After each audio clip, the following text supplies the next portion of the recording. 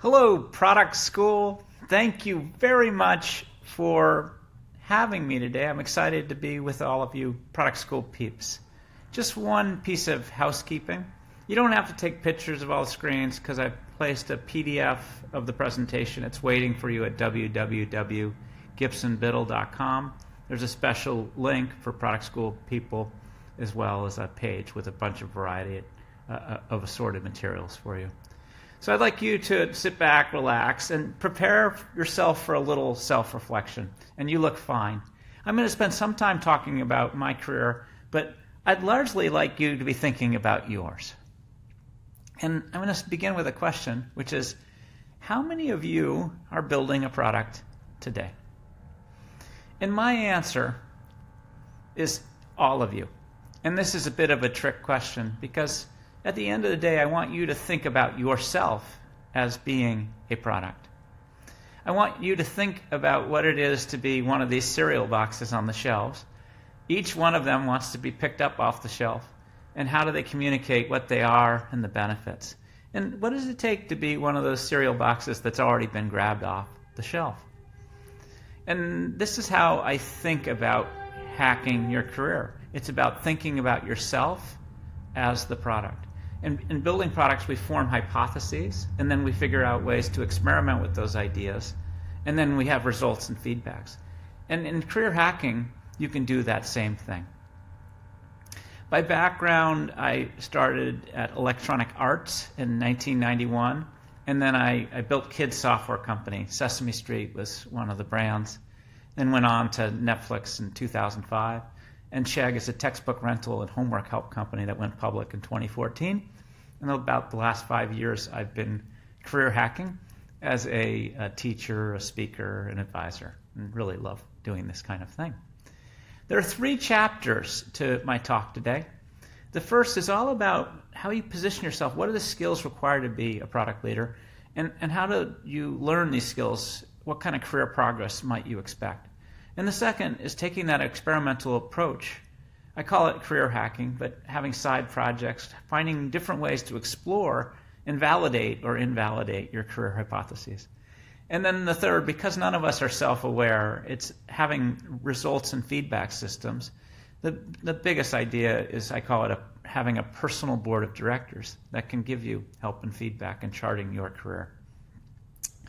That last photo was from Netflix. When my daughter saw that, she instantly tweeted this picture, which she purports is a better representation of me. And I have 22 and 24-year-old daughters, and I'm obligated to do a privilege alert. I've had a lot of good luck in my career. This is my wife, Kristen, Kelsey, Britt. And then I've had the privilege today. I'm a 58-year-old awkward white male, but I respect that that's given me lots of lucky breaks. Positioning yourself. This is the first chapter. I'm going to talk about the skills of a product leader and how they develop and progress over time. Some of you have seen my Branding for Builders talk, and in it I share a positioning model. And that's quite simple, which is, what is the product? What is it? And then what are the benefits that that product provides? And then the third is, what is the personality of the product? So I'm going to just share with you how I positioned myself when I was talking to Netflix back in 2005. I would say, and I don't literally say this, but in the back of my head, this is how I thought about myself. Gibson Biddle is a product leader executive who helps startups with a proof of concept to scale through strong strategic thinking, management, and leadership skills. Those are the skills. And then to reveal my personality, if you know me, in a genuine, sometimes quirky way. That's me. That's how I would position myself. So I want you thinking about, how would you position yourself on that crowded grocery store shelf? And the way you can begin to think about this is, what are the skills that you have? So I'd like you to think for a moment about this totemic product leader, Steve Jobs. What are his skills? Or think of it more broadly. What are the skills required to be a successful product leader? And I recently did a big webinar with a huge product school gang, 400 or 500 folks. I asked them this question, and I built a word cloud based on what they communicated to me. And you can see at the center of it is this idea of communication, but you also see vision, visionary, strategy, being authentic, the storytelling, inspiring, all of these ideas. And this gets you thinking. Oh, and I see the idea of empathy as well. And this gets you thinking. And the way that I think about this, I divide the world into product skills and then leadership skills. So all of us, if we're engaged in building a product, we need the product skills. But over time, even if you've just started in your job, you're beginning to practice these leadership skills. And the interesting thing is those leadership skills are the same, whether you're in product or in marketing or in finance or even the CEO of a company. So if I interview a candidate, and I've interviewed probably close to 1,000 product managers at this point, I'll write down this list of 7 skills. And I'll ask them, hey, can you tell me what are your top 2 or 3 skills? And they will ask a logical question. Hey, Gib, what do you mean by each of these words? So I'll share that. The first, technical. And really all that means is that you work effectively with engineers. It's not required that you be an engineer. You have management skills, and that's where communication lives. But the way I think about it is you can develop light process to deliver results. You can build stuff.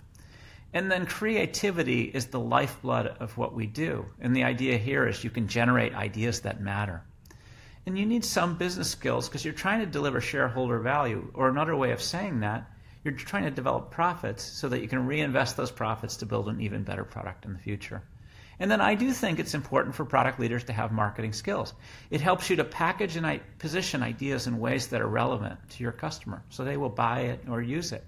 And then in the last 10 or 15 years, the importance of design when you're trying to design for this tiny little device became increasingly important. You work well with designers, but you value simplicity to work within that little screen.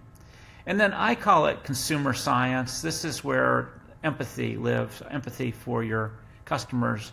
And I think of it as developing consumer insight via qualitative, that's focus groups and usability, via surveys, via data, where you ask folks. And the big dog in the last 10 or 15 years has been through A/B tests. We're going to create 2 different experiences and see which one creates more customer and shareholder value. And then on the other side of the ledger, these leadership skills. As you grow, you develop more of these skills. And so same thing, I'll ask a person, hey, what are your top skills on this list? And what do you mean by them? So when I say leadership, I mean an inspired communication of a vision. And then management in this context is a little bit different. You're expert at hiring, building, and developing teams. And then it's important over time that you develop these strategic thinking skills. And the way I do this in product is I think about developing product strategies, and these are your hypotheses for how you will delight customers in hard-to-copy, margin-enhancing ways. And that means to deliver profit that you can reinvest. And then as a leader, you can't follow. It's not part of the definition. So you need to be very proactive and very results-oriented. And you do what it takes to deliver those results. And then there's another side to this, and these are soft issues, and this is all about culture. And culture helps isolate good fit or a good match between an employee and a company.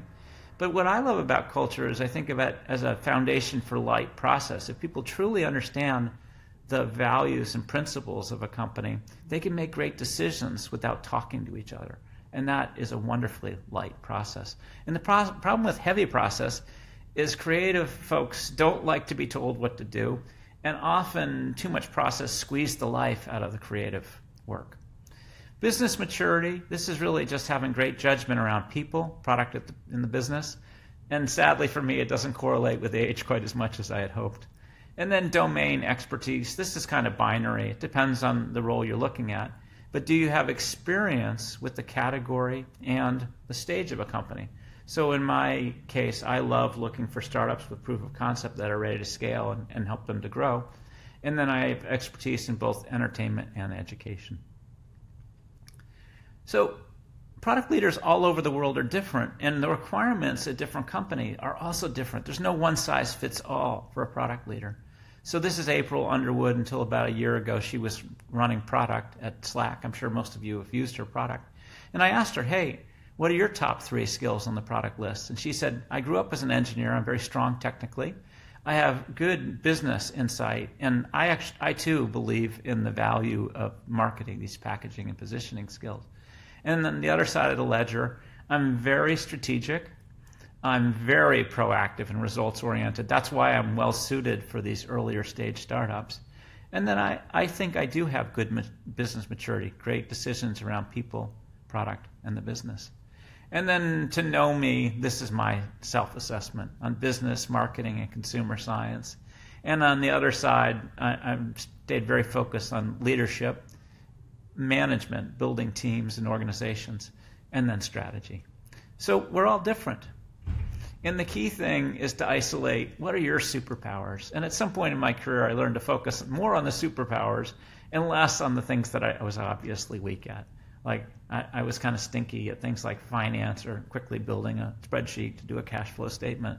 But I was strong in all those other areas. And people are hiring you for your strengths. So I want you thinking now, what are my top 2 or 3 product skills, and what are my top 2 or 3 leadership skills on each side of the ledger? And in that same webinar with 500 product school folks, I asked them this question of what are your top product skills, the left side of the list, if you will. And here were the results. And what I want you to notice, a few things. There is no one attribute. In this case, most folks identified technical as among their strongest skills. And most folks said, gosh, I'm not particularly strong in marketing. But you can see there's a wide variety of skills. And I asked the same question. What are your top 2 to 3 leadership skills? That was the right side of the ledger, if you will. And think for a moment, what are yours? And now I'll share with you the response that I got. And this surprised me a little bit. Almost 60% put culture at the top of their list. I didn't think very much about the domain expertise, that you have it or you don't, depending on the kind of company you're joining. And it didn't surprise me that business maturity at 23% was lower down the list. I think that's either talks to a lack of confidence, but probably folks that are earlier in their career, certainly earlier than me. I'm older than dirt. Here's the good news. You don't have to learn all these skills overnight. They develop over time. So I want to share with you a bit of a career ladder that I'm accustomed to. And it starts at the bottom, and you climb your way up. At the beginning, you're just trying to build something. And then over time, if you're lucky, you might find yourself towards the later in your career at actually building an industry. So I want to share with you how this played out for me. The first something that I ever built, this is probably circa 94, was Sesame Street Counting Cafe for the Sega Genesis. It wasn't a success. 300 people bought it. I'm sure none of you have used it. And it cost $300,000 to build. So if you do the math, you'll realize that was unsuccessful. The first hit that I the first hit that I built was called Sesame Street Elmo's Preschool. And that was the top software, probably circa 96 or so. It was also the year that Oprah Winfrey threw hundreds of Tickle Me Elmos out onto the stage. And that's called Good Luck. Later, I had built Sesame Street stuff, and I was succeeding, and the organization asked me to do more and more, and I realized I could no longer do the work. So I found myself hiring other product leaders to build Sesame Street stuff, Madeline, the little French girl software, Schoolhouse Rock, there's Arthur, the aardvark. And then over time, I realized that my job was actually to build a company. So I had a hand in building that. My first software startup was called Creative Wonders, Netflix, Chegg. And we sold Creative Wonders to Mattel, and I had a hand into helping to build out the technology practice there. I joined Netflix really for one main reason. I wanted to have a hand in helping to build a new industry. And that new industry is streaming. And that was fun and exciting. I'm guessing that most of you streamed something last night. And House of Cards was one of the first original content from Netflix, which was cool. So the question, what stage are you engaged in today?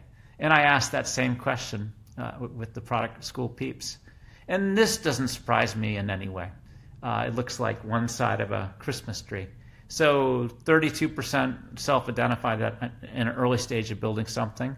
44% are building a hit product. And the thing that delights me is 7% of that audience was actually engaged in building an industry. So think about where you are. And the insight I'll share with you in a moment is the skills that you're working to develop at each stage. So in that building something, you're learning basic design and management. How do you get engineers and data scientists and designers, product leaders together to build something? And then the hit, for me, was all about developing that marketing insight. How do you package and position Elmo's preschool, a full preschool curriculum, in a way that kids and parents would be into it? And developing the consumer insight to give you clues about those things. And when you're first building an organization, you learn a lot about leadership, of trying to keep everyone aligned, about the importance of product strategy and hiring. And then if you have teams, you begin to see the full value in this concept of culture and its magic. First time I was a VP product building a company at Creative Wonders, I used to say crazy things like those bastards in finance. And then I realized that at that stage in my career, my job was to build alignment across the different functions, whether it's finance or marketing or sales. And that was a real lesson for me. And then I began to understand how important company strategy was. And then think about what it takes to build a streaming industry, that every device in the world is magically pre-wired to stream Netflix. And so if you have the good luck of being engaged in industry, it's all about long-term strategy, because it takes a long time to do the impossible. And then second, partnerships. Think about all the relationships with every hardware company in the world, anything with a screen. So these are how the skills play out over time. And one thing you could think about is, here's where I am today. I'm building something. If I want to develop a hit, how do I develop these skills that have to do with consumer insight or consumer science? Or how do I learn more about how to package and position my ideas in ways that are relevant? So I spent some time thinking about you as the product, and how you might package and position yourself, and the skills that are required, and how they progress over time in your career. But now I want you to start thinking about how you can embrace an experimental mindset, a hypothesis-driven mindset to your career, in much the way I encourage you to think about products that way, because you are the product. And the first thing I want you to understand is that careers, you don't just go down the railroad tracks in a straight way. If you look at my career, I have been thrown off the tracks. I've been fired, I've been laid off, I've had startups that ran out of funding. I've fallen off the tracks a bunch of times, and that actually helped me to build the skills to experiment with these different ideas. It also made me really effective at looking for new jobs. And LinkedIn has all the data on all of us. And they looked at what is a typical career path for a CEO, and they discovered it's this winding, meandering path. It's not straight up the hill. Then, in fact, a CEO starts in customer support, and then they move into marketing, and then they slide over to sales, and maybe they go up into finance, and maybe they're running product, and eventually they're the CEO of a company. And along the way, they've picked up all of these cross-functional leadership skills. This is what most careers look like, long and winding paths. I love Google, because when I did a search for Google for fork in the road, this is what I got. But these forks in the road, this is where the way I think about career hypotheses. Should I do this or should I do that? And you could be thinking, gosh, I'm in data science now. What would it be like to be a product leader? Or I'm a product leader. I'm actually interested in design. This is the way to think about potential career paths. So here are my forks in the road, my career hypotheses, my this versus that early in my career. Did I want to be in marketing, or did I want to be in product? Did I want to start stuff from scratch, or did I want to join a little later and be a builder? Was I interested in doing consumer or enterprise? Was I interested in entertainment or education? And I experimented with all these ideas. I'll share how that played out. And I know the answers to these questions today.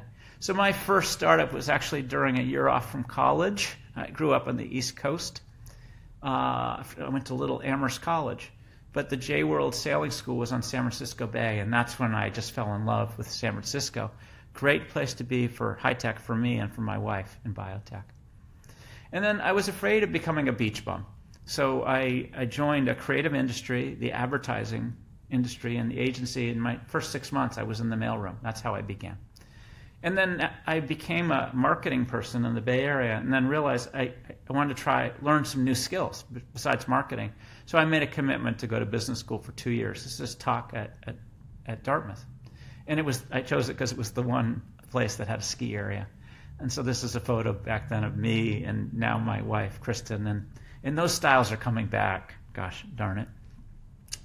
My first year of business school, at 2 in the morning after I was done with my cases and homework, I would be hacking using HyperCard. And I'm sure most of you don't know what it is, but it was among the first object-oriented programming languages.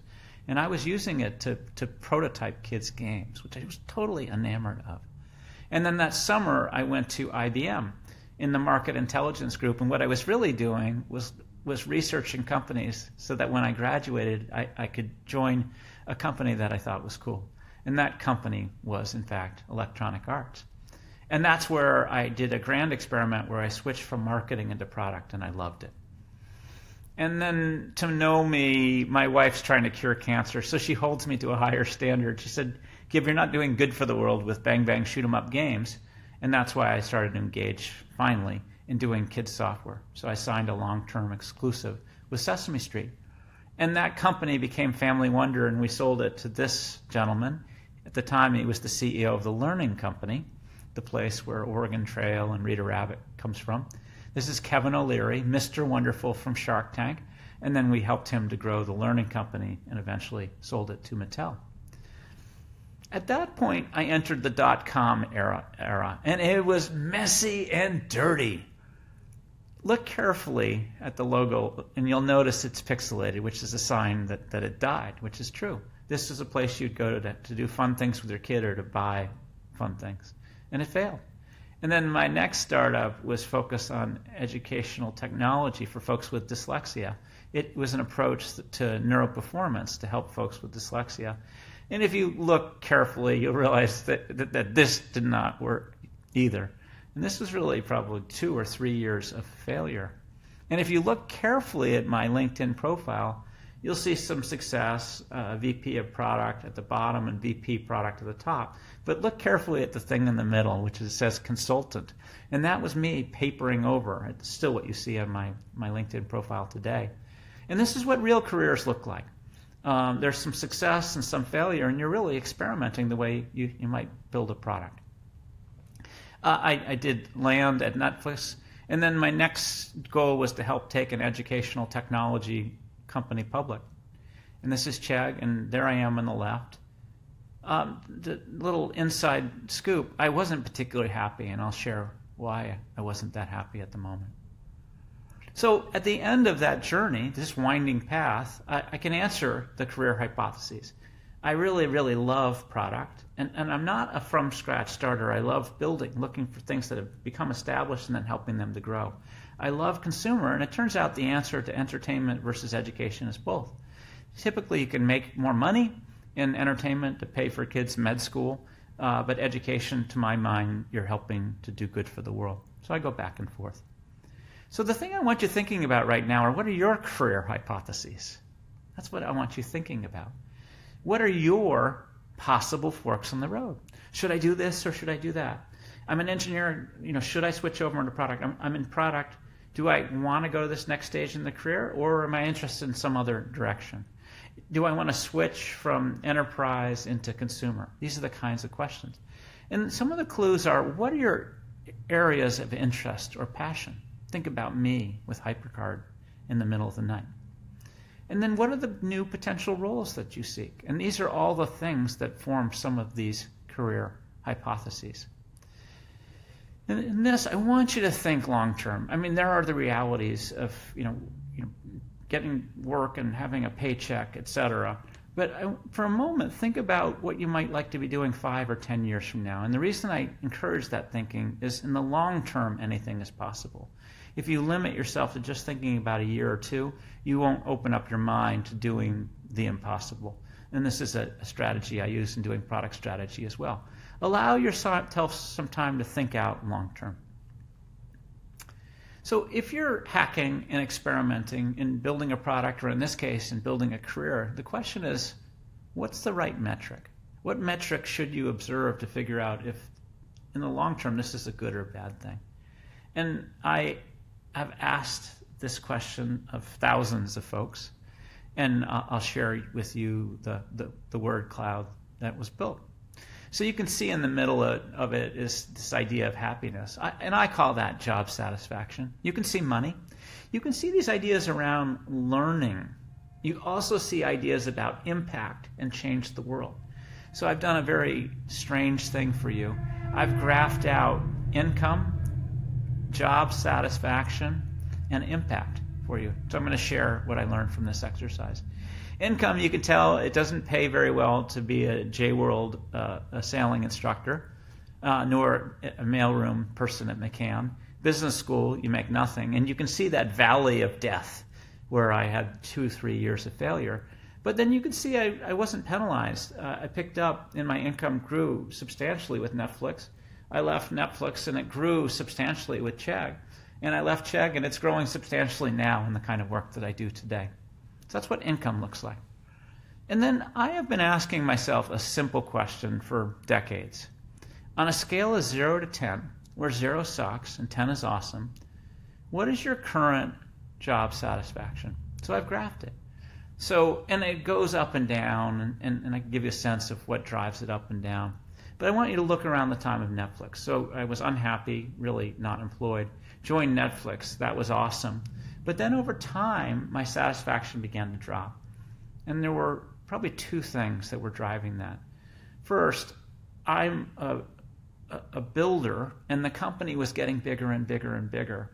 Too big for me. And the second, I had taken at business school statistics, but to do the consumer science at Netflix well, I would have to have a PhD in statistics. And I was beginning to realize that I was the wrong person for the job. And then I joined Chegg, and up and to the right and happy. And the reason that my satisfaction began to drop was I was frustrated by the slow rate of change in education. And that was one of the reasons I chose to stop and now I do the fiercely independent things that I do today. An obvious question, what's your job satisfaction? And then I let my wife do this. I said, okay, give me a report, 0 to 10, on whether the work I was doing good for the world. And if you look above Family Wonder or Kevin O'Leary, her assessment was pretty high. I was helping to teach kids. And you can tell she's critical of my work. She's like, Gib, you invented binge watching, right? What is that really doing good for the world? And I know we could debate this, but this was her assessment. And then things went back up and to the right, the green band above Chegg. Chegg has helped students save billions of dollars renting textbooks instead of buying them. And you can't quite see it, but things go further up to the right in the work that I do today. So the main insight that I've gotten from these exercises, it's all about job satisfaction. That's the one actionable thing that you can think about. And I would implore you at any moment in your career to make your job satisfaction an 8, a 9, or a 10. Or put another way, if you're in a role where your job status is a 5 for 12 months, like I know people have good and bad days, but over the course of 12 months it's at 5, that's a signal that you should be exploring some different ideas.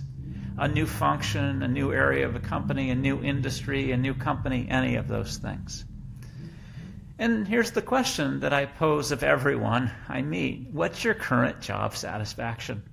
And that same 500-person product school group, I asked them. And this was the answer. So I was delighted for the 25% that came in at 9 or 10. And actually 7 or 8 is pretty good, 35%. And then it makes me feel badly to see that 40% of folks in that audience, their job satisfaction was 0 to 6. So I want you thinking about what your number is. And this has been really the most helpful metric in navigating my career. Now, the key question that I ask of everybody is, what could be better about your job? And that gives you some clues as to how people might make that number stronger. And so this is the result. I see autonomy. I know what that means. I see leadership, and the meaning's unclear. Does the leadership at their company stink, or are they looking for more career growth? It's one of those two. I also see these ideas of learning and challenge. I see these ideas of purpose, okay, and meaning. And these are not unusual ideas, because the things that I'm used to, and I'll take a Yoda-like perspective here, the things that drive satisfaction, they're really three things. Having autonomy, having control over what you do, and a degree of independence, because nobody likes to be told exactly what to do. Having mastery, and what this really means is the opportunity to learn and to build and grow new skills over time. And then the third is to have purpose, to feel that what you're doing matters. And different things matter to different people. But if I find somebody with a 0 to 6, the issues tend to live in one of these three buckets. And this might give you a clue to changes that you might want if your job stat is low. So here's some things on career hacking that I have found to be helpful. If you ask me the question, hey Gib, what's one thing you fundamentally wish you had done better in your career in the past? I wish I had been bolder. I wish I hadn't sat in the job that was, a career NPS, rather a job stat of 5 for as long as I did. I wish I had been open to bigger and bolder bets. And I'm encouraging you today to form these hypotheses and then find ways to explore these different hypotheses. And one insight is, I call it the 2 a.m. test. At 2 in the morning, I was hacking kids' prototypes using HyperCard. And that's a clue of what you're passionate about. I later made that a reality. And by the way, it can't be binge watching Netflix. It's got to be something that you're passionate about that you could apply to your career. Engage in side projects. If you didn't, most people are watching about 40 hours a month on Netflix. If you didn't do that, you have time to explore other ideas, to talk to folks in functions that you're curious about, or to check out the hot new startup that you're interested in. And I do encourage people to chase their passion, because all employers in the world are looking for passionate people. And because of that passion, they're intellectually curious. And because of that intellectual curiosity, they develop determination and persistence, grit.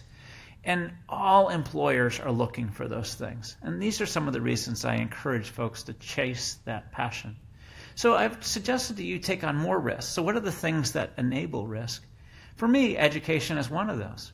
It builds the foundation. And today you don't have to commit 2 years, as I did, to business school. You can take an online course. You can spend an hour in a webinar. You can do reading. You can do research by talking to other folks. And that's incredibly helpful.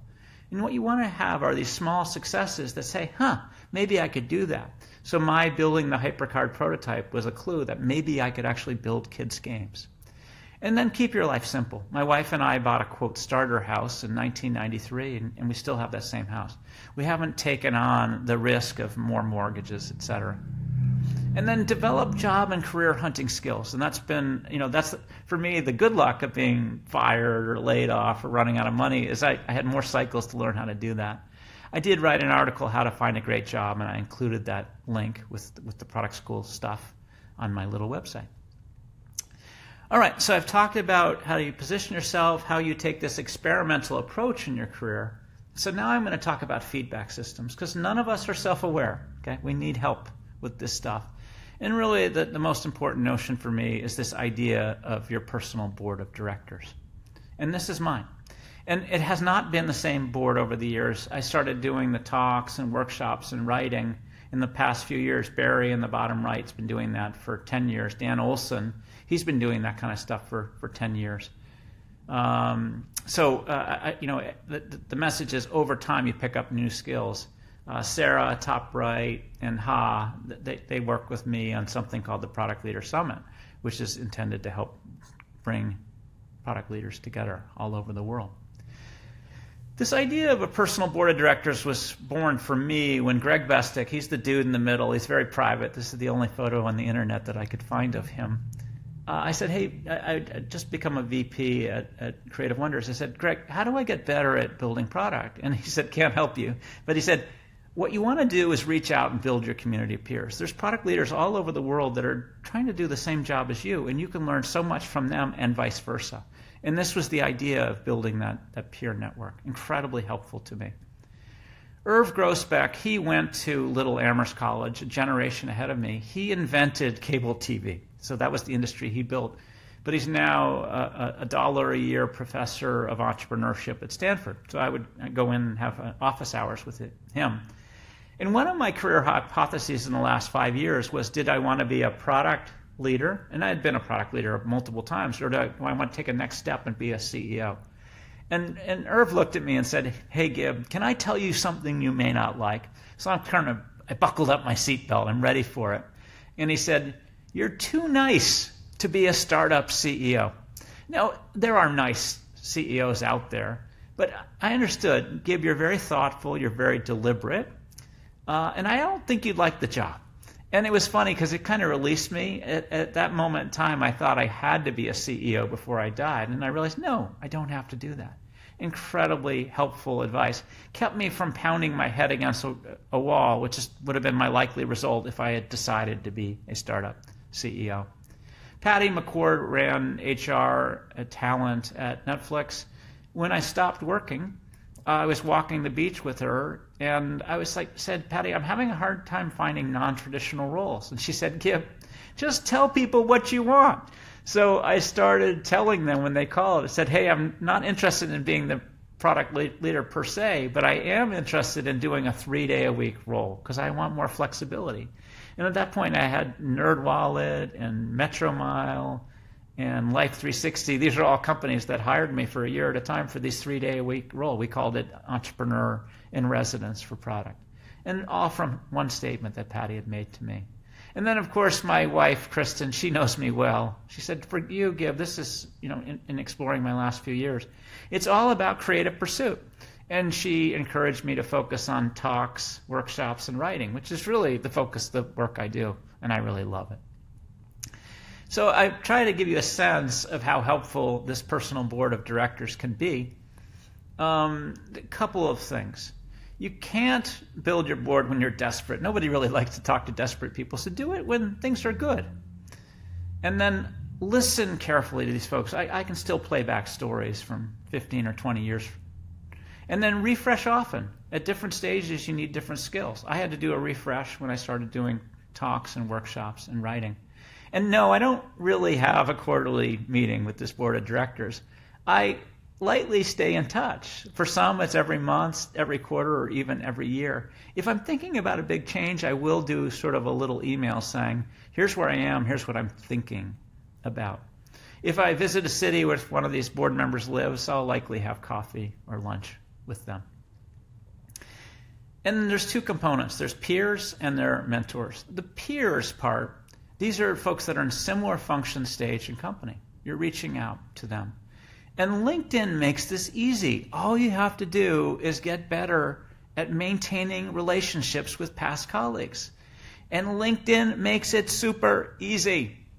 And what you were working to do is provide mutual support.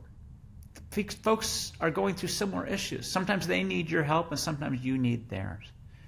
The trickier part are mentors. And you're looking for these folks with extraordinary judgment. And they tend to have a broad set of skills and a huge network that can be wonderfully helpful to you. And the real thing you're looking for are these people that bring this rare combination of candor, and they know you and they care about you. And many people will ask me for advice, and I don't know them, and it's really hard for me to be candid. I really have to know somebody before I give them the unvarnished truth. Think about Irv Grousbeck, the guy who said I would be a sucky CEO. He was wonderfully candid, and I knew he cared about me. And so it takes a while to get to relationships like those. So finding mentors, this is the hard part. If you jot down 20 names, you might get 2 or 3 of them in the long term. Whereas I'm guessing, if you do 10 peer names, you'll get 5 of them pretty quickly. My first tip is do not ask someone to be a mentor. Don't use that language. It's incredibly awkward. I get it quite often. What you want to do is take folks you have a weak link with. My weak link was Amherst College people. This is John Liu. I was the 3-day-a-week product leader at NerdWallet. John was in data science. He was very interested in product. And the weak link, he would just come in early and just chat, before the workday really began. And I liked him. He liked me. There was a personality fit. And then I give little tests. John said, I'd like to spend more time talking about this. I said, great. Set us up for lunch, once a month, starting 4 weeks from now. And my main test was, could he navigate my schedule, right? And would he care enough about this to actually make that happen? And then here's the trickiest part, and it's easier than you think. Find ways to create value for your mentor. So to understand me, I spend a lot of time with folks in their 20s and 30s because I am fearful of becoming irrelevant. And a lot of the technology starts with young folks. So if you can help me to understand TikTok better, that's incredibly helpful to me. And in the case with John, he was frustrated. He said, Gib, I'd like to find a side project in product. Do you have a startup I could work with on Saturdays? And I didn't have any ideas. And it was a Friday, and I finally said, John, just build me a little website. Build me a place that people can go to understand me. And he said, I can't do that. I said, yes, you can. And I gave him my credit card, and I encouraged him to go to Squarespace. And by Monday, he had built my baby website. And so this is an example where he created value for me. Okay? And that's really what you're trying to do. And it takes a while.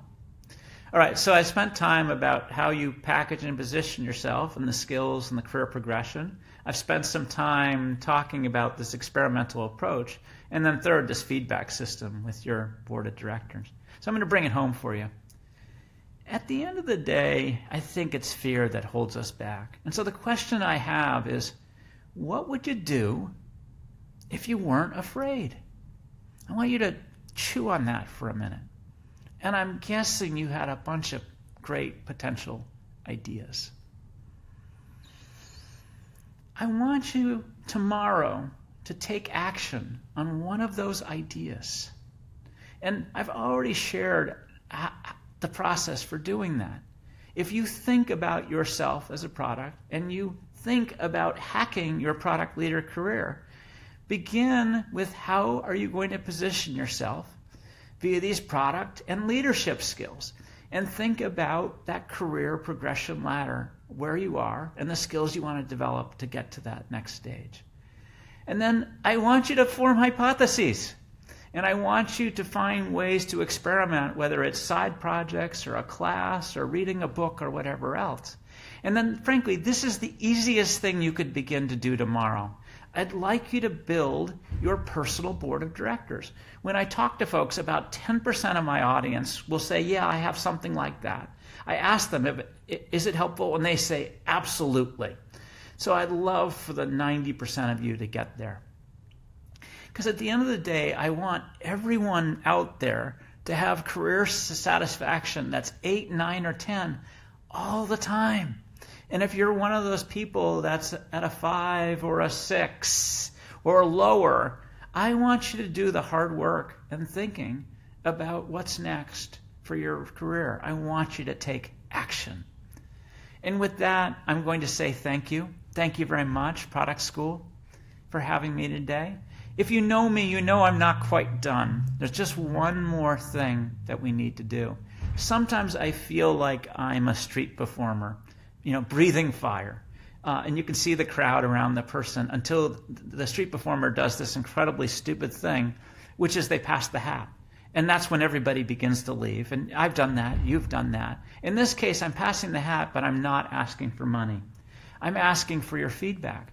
So right now, if you pull out your phone and use the camera, you don't have to take a picture, but use your camera app, and a magic link will pop up, and that's a SurveyMonkey Net Promoter Score. 0 is bad, 10 is great. Pick whatever number you like, and I'd love it if you gave me one idea about something that was good from today, and one more idea about something that could make this talk better. And this is my 343rd survey result.